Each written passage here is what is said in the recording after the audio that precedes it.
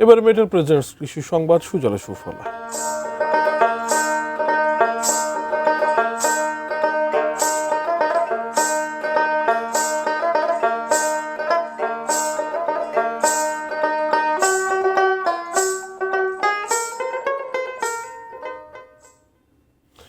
রাজবাড়ীতে কয়েকদিনের টানা ভারী বৃষ্টিতে সবজি ক্ষেত তলিয়ে নষ্ট হচ্ছে ফসল, এতে মারাত্মক ক্ষতির মুখে পড়েছেন সবজি চাষিরা।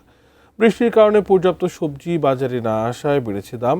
কৃষকরা জানায়, অতিবৃষ্টিতে লাউ, শসা, করলা, উস্তা, চিচিঙ্গা, মরিচ সহ বিভিন্ন সবজিতে দেখা দিয়েছে পচন ও রোগের সংক্রমণ।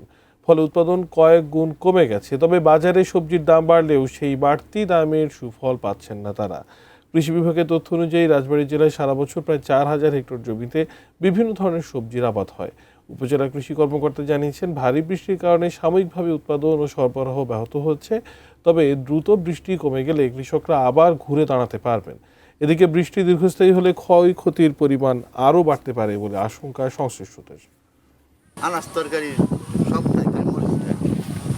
সবজির নামাই দাম বাড়িয়েছে। সবজি বাগানে আপনার পানি উঠে আপনার অনেক সবজি আপনার তলায় গেছিল, তলা দেওয়ার পরে আপনার কিছু সবজিগুলো মারি হয়েছে। বৃষ্টির কারণে যে সাময়িক ক্ষতিটা হয়েছে কৃষকরা সেটা দ্রুতই রিকভার করতে পারবে। আমাদের কৃষকরা কিন্তু এখন সবজির দাম বৃদ্ধি পাওয়াতে তারা কিছুটা লাভবানও হচ্ছে।